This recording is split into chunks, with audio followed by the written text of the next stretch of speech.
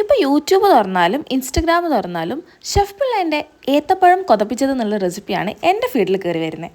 അത് കണ്ടപ്പോൾ തൊട്ട് ഉണ്ടാക്കണം എന്ന് വിചാരിച്ചെങ്കിലും ഇന്ന് ഞായറാഴ്ച ലീവ് കിട്ടിയപ്പോൾ ഒന്ന് ഉണ്ടാക്കി നോക്കാൻ വിചാരിച്ചു.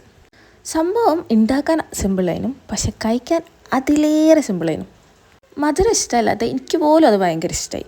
അപ്പോൾ എങ്ങനെ ഉണ്ടാക്കുന്നത് നോക്കിയാലോ. അപ്പോൾ അതിനായിട്ട് ഒരു പാനിലേക്ക് ബട്ടർ ഒഴിക്കുക. ബട്ടർ മെൽറ്റാൻ ശേഷം റൗണ്ടായിട്ട് കട്ട് ചെയ്ത പഴം ഇടുക.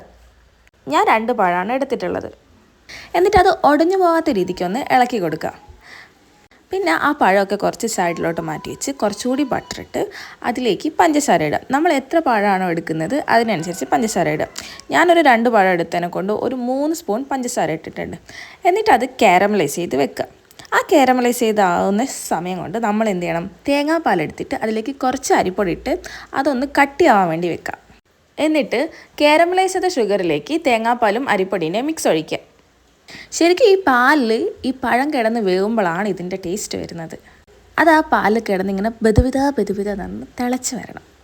ഇത് ലൂസായിട്ട് വേണ്ടവർക്ക് ലൂസായിട്ട് വെക്കാം, ടൈറ്റായിട്ട് വേണ്ടവർക്ക് ടൈറ്റായിട്ട് വെക്കാം. എനിക്ക് കുറച്ച് കുറുകി കിട്ടുന്നതാണ് ഇഷ്ടം. അതുകൊണ്ട് ഞാൻ കുറച്ച് കുറുകാൻ വെച്ച് എന്നിട്ട് കുറച്ച് ഏലക്കായും കൂടെ ഇട്ടിട്ട് ഒന്ന് കുറുകി വന്നപ്പോൾ ഞാൻ ഗ്യാസ് ഓഫ് ചെയ്ത്.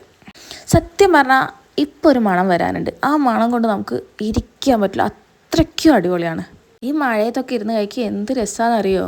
ശരിക്കും ഭയങ്കര സിമ്പിളാണ് റെസിപ്പി. അപ്പോൾ എല്ലാവരും ട്രൈ ചെയ്ത് നോക്കണം. ഞാൻ പറഞ്ഞില്ലേ, പാത്രം കാലിയാവുന്ന പോലും നമ്മളറിയില്ല. അപ്പോൾ എല്ലാവരും ട്രൈ ചെയ്ത് നോക്കണേ.